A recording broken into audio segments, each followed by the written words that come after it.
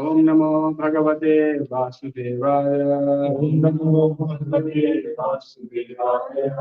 ओम नमो भगवते वासुदेवाय। ओम नमो भगवते वासुदेवाय। नारायणं नमस्कृत्य नारायणं नमस्कृत्य नरं चैव नरोत्तमं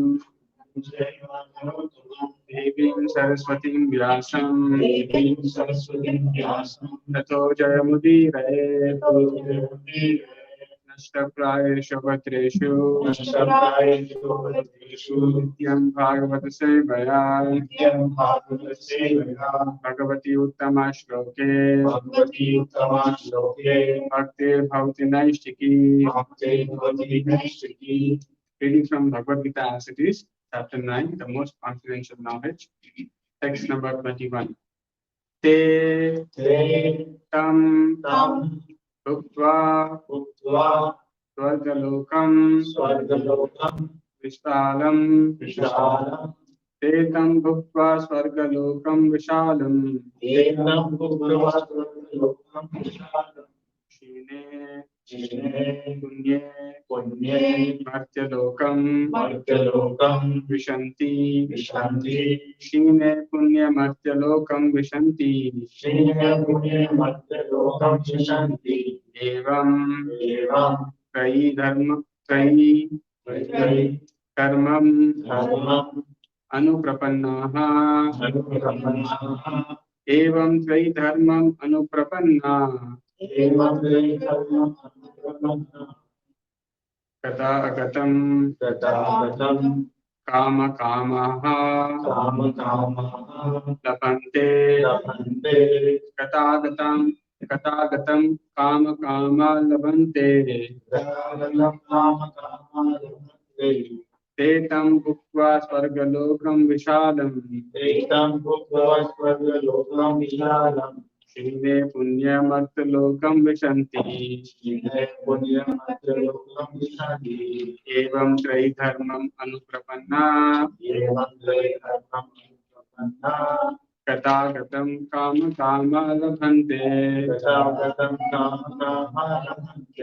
ते तं भुक्त्वा स्वर्गलोकं विशालम् क्षीणे पुण्यमर्त्यलोकं विशन्ति एवं त्रयी धर्मम् अनुप्रपन्ना तथागतं कामकामा लभन्ते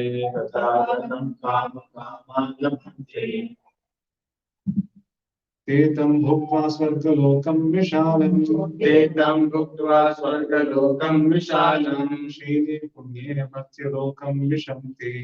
क्षीणे पुण्ये मर्त्यलोकं विशन्ति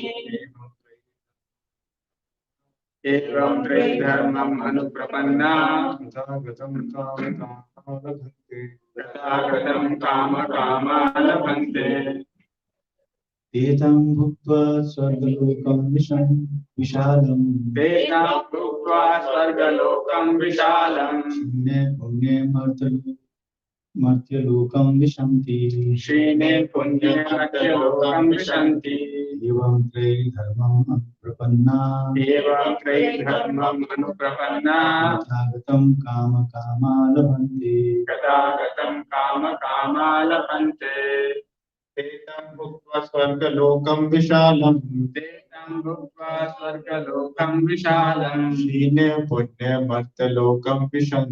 क्षीणे पुण्ये मर्त्यलोकं विशन्ति एवं त्रयी धर्मम् अनुप्रपन्ना तथागतं कामकामा लभन्ते एतं भुक्त्वा स्वर्गलोकं विशालम् क्षीणे पुण्यमर्त्यलोकं विशन्ति एवं त्रयी धर्मम् अनुप्रपन्ते तथागतं कामकामा लभन्ते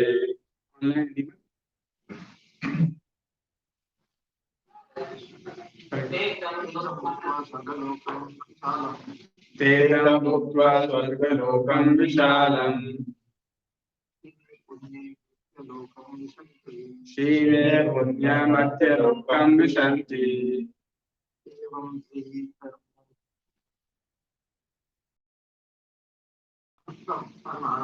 एवं त्रयीधर्मम् अनुप्रपन्ना गतागतं कामकामा लभन्ते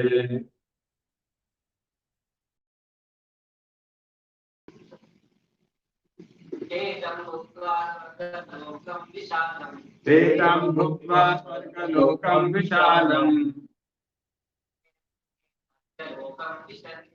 क्षीणे पुण्यमध्यलोकं विशन्ति एवं त्रयीधर्मम् अनुप्रपन्ना गतागतं कामकामा लभन्ते. What's your meaning? They come back. Bhuktva, enjoying. Swargalokam, heaven. Vishalam, vast. Shine, being exhausted. Punye, merits. Matyalokam, mortal earth. Vishanti, fall down. Evam, thus. Trayi, three Vedas. Dharmam, doctrines. Anuprapannaha, following. Gata, gatam, death and birth. Kama, kamaha, desiring sense enjoyments. Labante, attain. Translation purport by His Divine Grace, A.C. Bhaktivedanta Swami Srila Prabhupada. Translation. When they have thus enjoyed heavenly sense pleasure, they return to this mortal planet again. Thus, through the Vedic principles, they achieve only flickering happiness. Translation with repetition. When they have thus enjoyed heavenly sense pleasure, they return to this mortal planet again. Thus, through the Vedic principles, they achieve only flickering happiness. Purport by Srila Prabhupada. One who is promoted to those higher planetary systems enjoys a longer duration of life and better facilities for sense enjoyment. Yet, one is not allowed to stay there forever. One is again sent back to this earthly planet upon finishing the resultant fruits of pious activities. He who has not attained perfection of knowledge, as indicated in the Vedanta Sutra, Janmadi Yasya Yataha, or in other words, he who fails to understand Krishna, the cause of all causes, becomes baffled in achieving the ultimate goal of life, and is thus subjected to the routine of being promoted to the higher planets and then again coming down, as if situated on a Ferris wheel, which sometimes goes up and sometimes comes down. The purport is that instead of being elevated to the spiritual world, where there is no longer any possibility of coming down, one simply revolves in the cycle of birth and death on higher and lower planetary systems. One should better take to the spiritual world to enjoy eternal life full of bliss and knowledge, and never return to this miserable material existence. Thus ends the Transcendental Bhaktivedanta purport. Om Ajnana Timirandasya Jnananjana Shalakaya Chakshurunmilitam Yena Tasmai Shri Gurave Namaha. Nama Om Vishnu Padaya Krishna Preshthaya Bhutale Srimate Bhakti Vedanta Swami Niti Namine Namaste Saraswate Deve Kauravani Prashadite Nirvishesha Shunyavadi Paschatya Deshatarine Jai Shri Krishna Chaitanya Prabhu Nityananda Shri Advaita Gadadhara Shri Vasadi Gaura Bhakta Vrinda Hare Krishna Krishna Krishna Hare Hare Hare Rama Rama Rama Hare Hare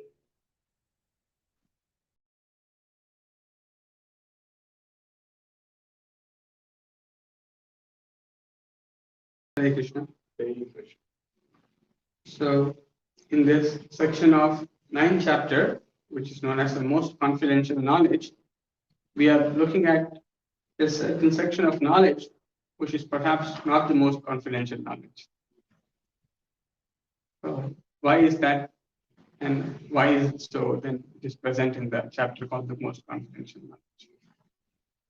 So, as we will see, we already came across what is the most confidential knowledge, which was described in 13th verse of this chapter, and then further it will be described starting next verse from the verse 22nd.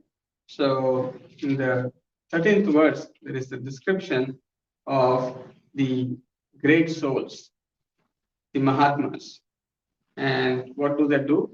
They do one thing, Bhajanti Ananya Manaso. So they constantly worship or render service, Bhajanti, render service, Ananya Manasaha, without deviation of the mind. So this is the characteristic of the great devotees of the Lord. And unto whom? Mahatmanas to Mam Partha. So when they render devotional service, Bhajanti, they render service unto the Supreme Personality of Godhead, Sri Krishna. That is the most confidential knowledge. It is very difficult for people to understand what activity they must do. Imagine if someone told, now you have to attain perfection of life. For a common man, how will he understand what is the perfection of life? What activity will lead one to perfection of life? It is a great mystery. Therefore, we also just imagine just for the general success in life. It is very difficult sometimes to understand how did someone become rich? How did someone become the topper in IIT exam or some other exam? So as soon as someone goes and gives an interview, okay, I got first rank in so-and-so exam, I'm the richest man in the world. As soon as you see their interviews, you will see there will be many viewers. Why there are so many viewers? Because they all want to understand how did he get that position? What did he do? Just like IAS exam get over, and immediately the next day you will see on newspapers. In the newspapers, you will see articles written about this person studied for 14 hours for 6 months, failed 5 times, then again applied for the 6th time. This was the last attempt, but they made it. Then there's a whole history of how did they go there. So similarly, everyone wants to understand what activity one must do to attain perfection or to attain a specific goal. It is very difficult to ascertain actually what is the highest goal and then the path to attain the highest goal. So, in order to give some understanding to the baffled souls who are confused, who are not very sure what they should do with their lives, Lord personally gives various Vedic literatures. He gives the Vedas, which are meant to guide the baffled soul towards Krishna. But again, it is not possible that all the living entities are on the same platform. And therefore, Krishna very mercifully provides different aspects of knowledge which can help one elevate from one level to another level to another level to another.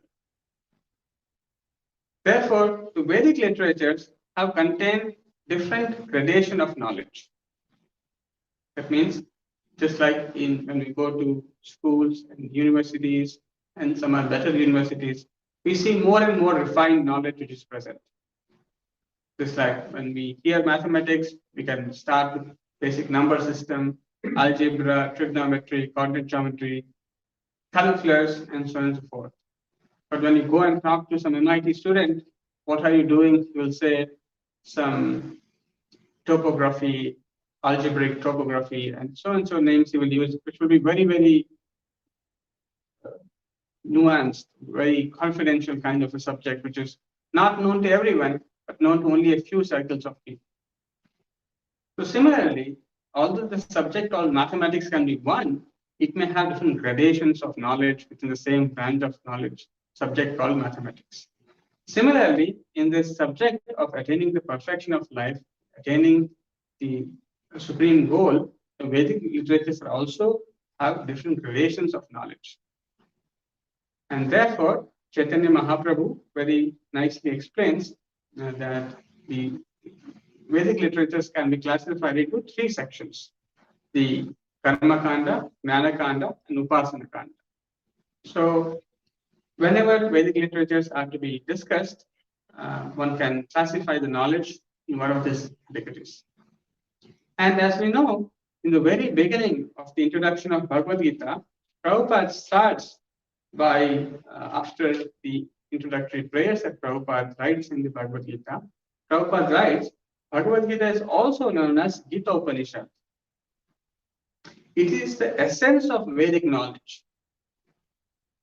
So when you're talking the essence of Vedic knowledge, it is important that the Bhagavad Gita must also refer to those knowledge which is presented earlier in the Vedas. And it must explain what is the category of knowledge that is being taught. Because sometimes one may say, okay, you're only talking devotional service to Krishna, but Vedas are talking so many other subjects. What about them? So Krishna, very mercifully, is explaining where does that kind of knowledge fall? What is the role of that knowledge which is presented in the Vedas? What happens when one practices to only that portion of knowledge? So the one portion of knowledge which is present in the Vedas is Karma Kanda section. And in this section, there are different instructions which are given, as we saw in the yesterday's verse also, that those who study the Vedas and bring the Soma juice, seeking the heavenly planets, worship me indirectly. They take birth on the planet of Indra, where they enjoy godly delights. So the different Vedic literatures, they also contain this branch of knowledge of ritualistic ceremonies, of performing sacrifices. Now, by doing this kind of sacrifices, what happens? One acquires pious traits, punya.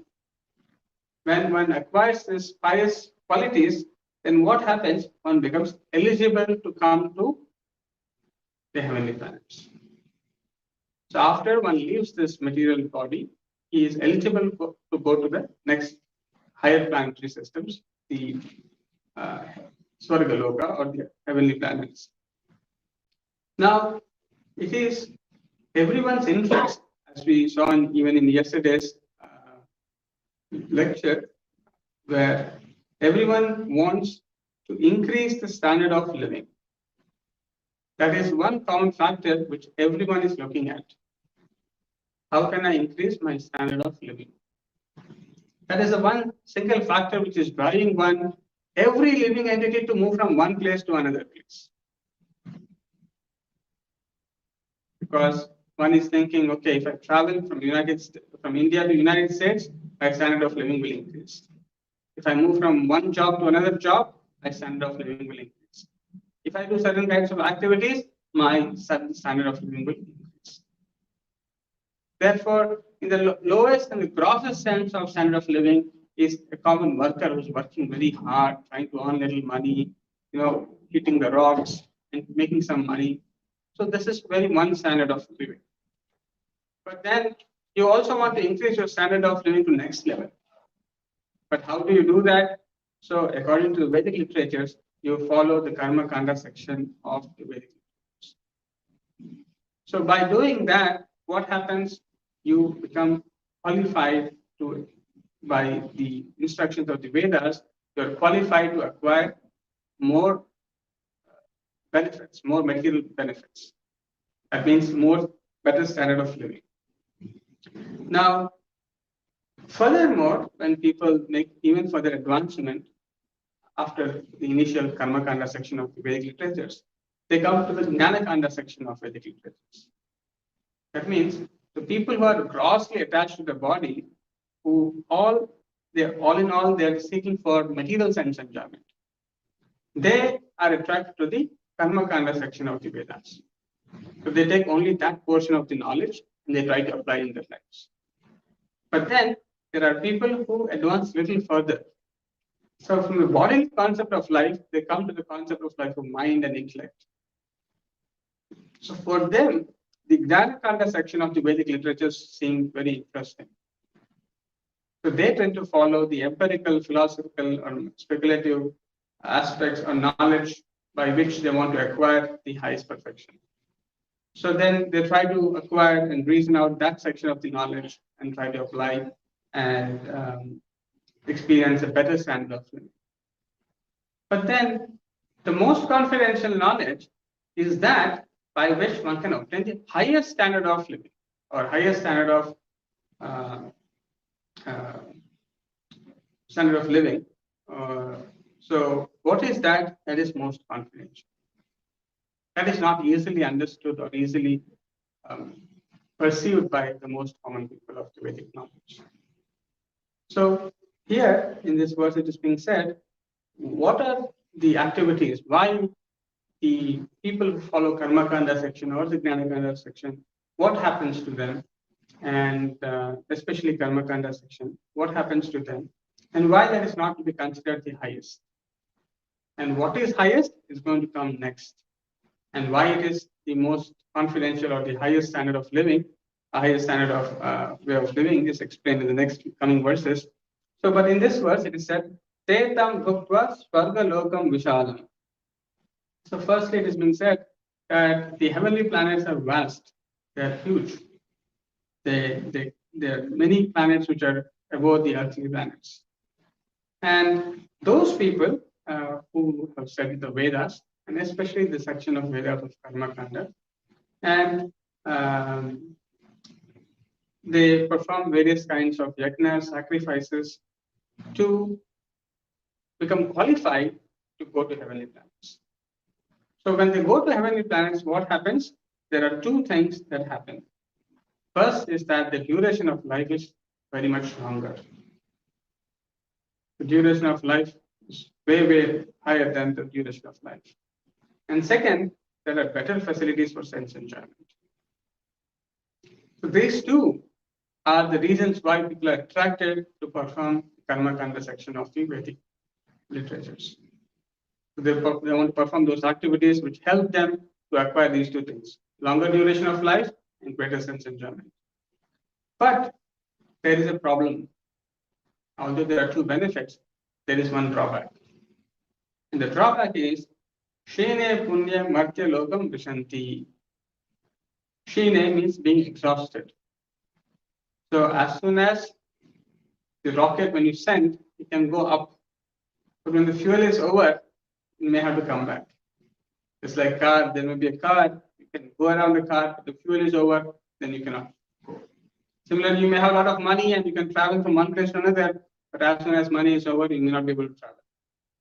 So similarly, here, what is the currency that is being exhausted? The currency is the pious credits, the fruits of the pious activities when they are over.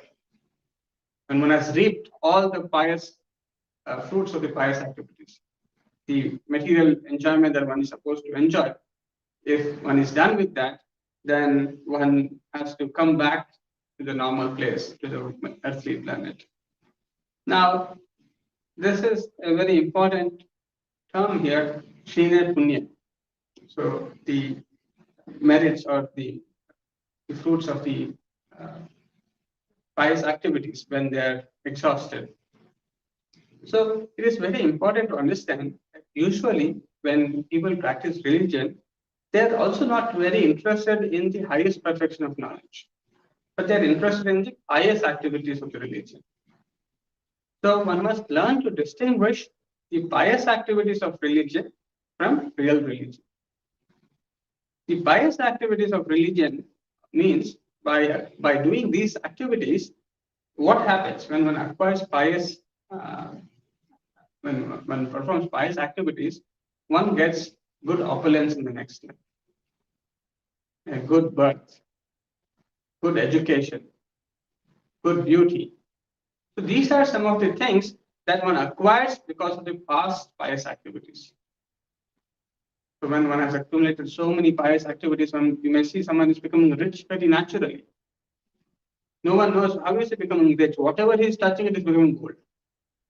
Another person, whatever is touching, it is becoming loss. So from the past pious activities, one acquires enough punya that the material opulences very easily come to them. Similarly, someone takes a birth in a family, it is all riches. He doesn't have to worry anything. Whole life he lives very casually, freely.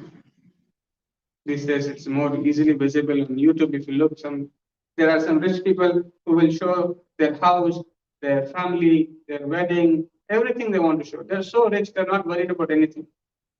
They just want to enjoy and show to the world and see how happy I am.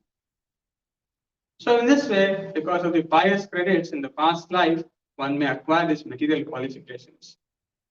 But unfortunately, in this current society, we do not even know what is pious activities, what is impious activities, and what are the results of the pious activities or the unfavorable results of impious activities. So in the example of Sakshi Gopal, the two Brahmanas were traveling all over and traveling to the various pilgrimage places, when the elderly Brahmana was satisfied with the younger Brahmana. The elderly Brahmana was a little old, so he needed some help to travel to the pilgrimage places. And after traveling to Vrindavan and visiting the different temples, the older Brahmana was very much satisfied with the younger Brahmana.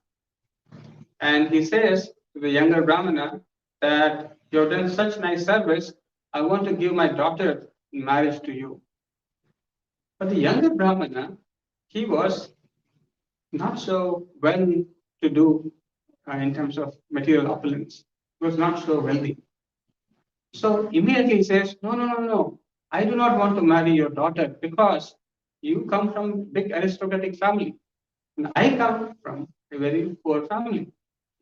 So it is not appropriate for me to marry your daughter and it is not customary. So why are you doing this?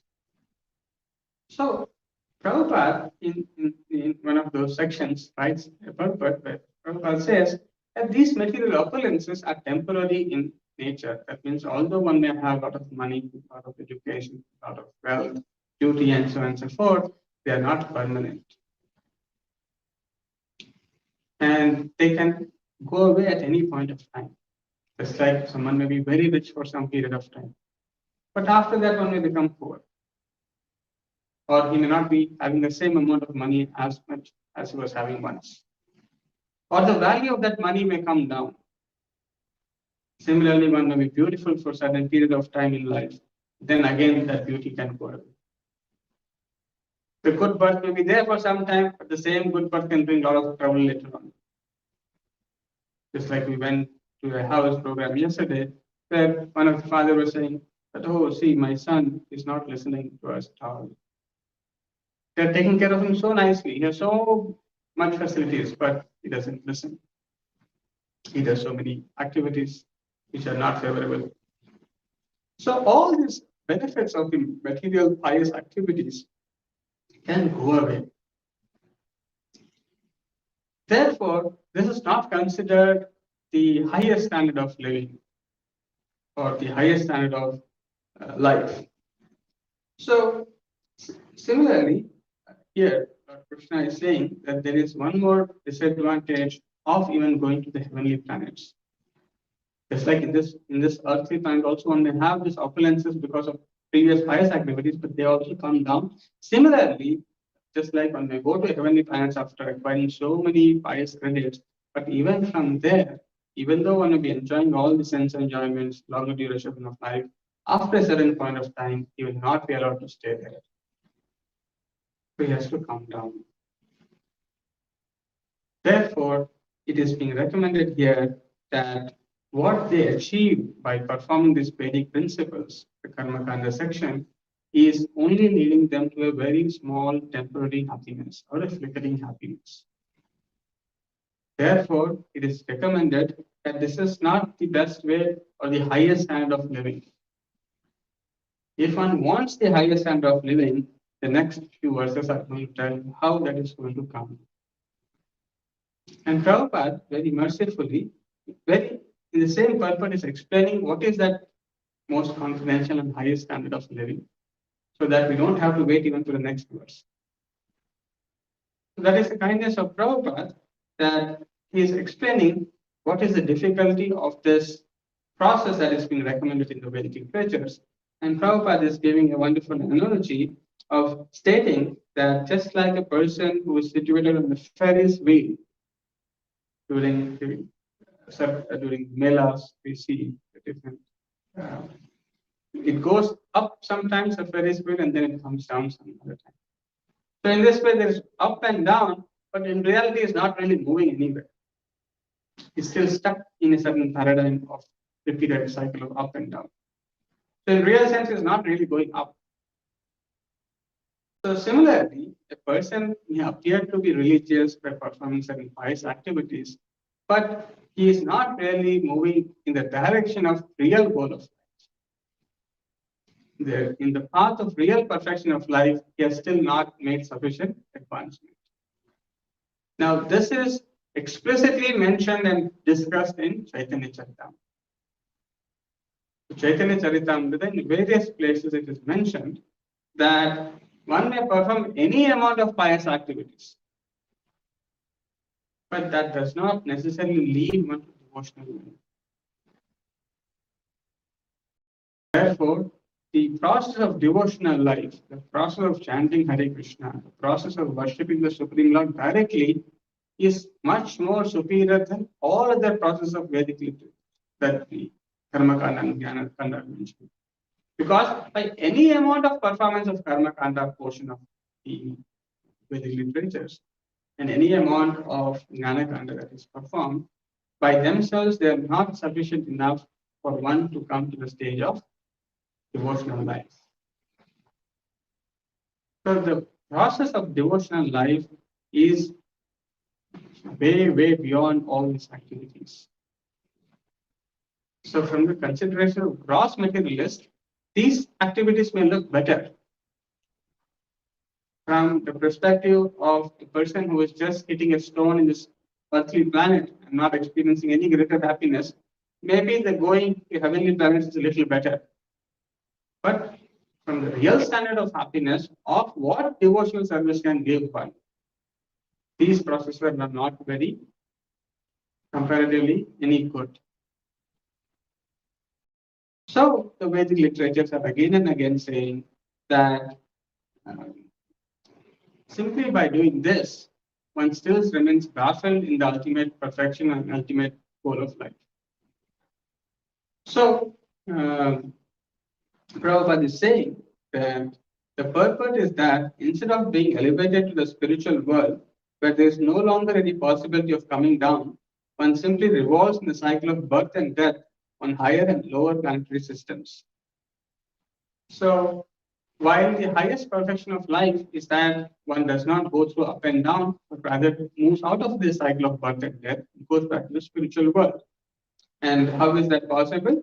And that is possible, Prabhupada explains, is that one who has attained perfection of knowledge in the Vedanta Sutra, or one who understands Krishna, the cause of all causes, only those people can actually understand the goal of life. As we saw in today's morning also, Nate vidu swadagatim hi Vishnu, durasya hi vairartha maninaha. So unless one is not reviving one's relationship with Krishna, that means any activity which is not making one Krishna conscious, or which is not making one engage in devotional life, those activities are only binding or elevating one in a certain degree, but not truly freeing one from the cycle of birth and death. So, all the Vedic literatures, there may be so much of Vedic literature, but of all the Vedic literatures, if one simply learns this one simple art of chanting and hearing, one is said to be much more learned than one who has learned all the Vedic literatures. Because by chanting and hearing, one is directly associating with the Lord. One is actually becoming Krishna conscious the direct way. All these indirect methods are meant to eventually make one ready to go to the highest platform of Bhakti Yoga and associate with the Lord, understand the Lord. But in the case of chanting, one is actually directly associating with the Lord. Therefore, it is considered very, very rare opportunity, great fortune for someone to come in touch with this process. Because in the previous ages, for one to go step by step, move from one ladder to another ladder, then eventually one comes to this process of chanting or the Bhakti Yoga. There are so many Purusharya, there are so many reformatory practices one has to undergo before they actually are eligible to perform direct devotional service. But in Kali Yuga, by the mercy of Lord Chaitanya Mahaprabhu, those barriers have been removed. And therefore, the highest standard of life means Cheto Darpana Marjanam. Cheto Darpana Marjanam means cleansing of the heart and mind. The impure consciousness of the heart is very difficult to be cleansed by this process of Karma Kanda and Jnana Kanda. They don't completely free one from the material contamination. As long as one is not free from material contamination, one's revolving in cycle of birth and death can never be, one cannot come out of it. So the Vedic literatures again and again tell that the real goal is not flickering happiness. The real goal is not to go to the heavenly planets. The real goal is not to acquire greater sense enjoyment, but rather the goal is to go to that place, you have to go to that place from where there is no return. And the process is the chanting. Therefore, it is only by the mercy of a pure devotee of the Lord one becomes eligible to get to the devotional service. Bhakti Yoga process is not possible without the mercy of a pure devotee. One's faith in devotional service awakens by the association of a pure devotee. Without the association of a pure devotee, the faith in devotional process does not get awakened. Therefore, it is considered a great fortune to have the association of a pure devotee. That's why all the Shastras say that the dust of the lotus feet of a pure devotee is considered so important, because simply by rubbing that, by getting a little of dust on one's own head, one gets purified. One's door to the liberation immediately opens. So it is very important also sometimes to understand what are the different kinds of pious activities. So sometimes people think all pious activities are of one kind. But actually Bhaktivinoda Thakur says that there are three different kinds of pious activities. So pious activities which bestow material opulence are called Bhoganmukhi Sukriti. That which give material opulence, Bhoga. Bhogan Unmukhi Sukriti means those activities, when you perform those pious activities, they result in good material things which you can enjoy. Then there are pious activities which enable one to merge into the existence of the Supreme. So this is called Moksha Unmukhi Sukriti. It results in moksha, liberation. But then there's another kind of pious activities which is called Bhakti Unmukhi Sukriti, that which awakens our dormant Krishna consciousness. So when we perform activities, even religiously, you have to see what is that we are trying to acquire through the activity that we are trying to perform. Are we trying to seek material opulence? Are we trying to seek liberation? Are we trying to seek devotional service? And the good fortune of Bhakti Unmukhi is attainable only when one comes in contact with a devotee. By associating with the devotee willingly or unwillingly, one advances in devotional service and thus one's dormant Krishna consciousness is awakened. Here it is said, either willingly or unwillingly, if one associates with the devotee. When one associates with the devotee unwillingly or unknowingly, it is called Ajnana Sukriti. So when Prakashananda Saraswati was meeting Chaitanya Mahaprabhu in Varanasi, Banaras, so Chaitanya Mahaprabhu, as soon as he goes, Prakashananda Saraswati was a great sannyasi who had so many followers in Banaras, and they all were trying to have a meeting of all the sannyasis. And when Chaitanya Mahaprabhu was invited to that space, Chaitanya Mahaprabhu sat near the washing area and he was sitting there. But Prakashananda Saraswati, who also had done a lot of pious activities, could recognize that Chaitanya Mahaprabhu is not an ordinary person. And he immediately came there and he said, "Oh, you look like Sakshat Narayana. Please come. You're not supposed to sit here. Please come and sit amongst us. Please sit in the place which is designated." And he kind of invites Chaitanya Mahaprabhu. Simply by this invitation, by going and respecting Chaitanya Mahaprabhu, even though he did not actually understand that Chaitanya Mahaprabhu is Krishna himself when he was saying this, but just because of his endeavor to respect Chaitanya Mahaprabhu and invite him to sit, he gets Ajnana Spuriti.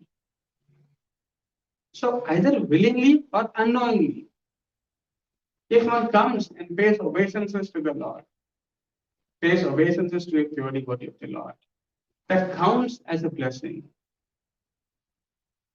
Therefore, when we invite anyone, even if they may not take to devotional life immediately right now, but all of those small activities of paying obeisances, smelling the fragrance of the incense sticks, watching the arti, the abhishekam, hearing the kirtans, even hearing the kirtan. Sometimes we consciously hear, sometimes people who are walking around unconsciously hear. But even that benefits them. So this process of the devotional life, either done knowingly or unknowingly, has great benefit, which cannot be compared with any of the material benefits or the benefits of Jnana-kanda that is obtained by following the sections of Karma-kanda and Jnana-kanda.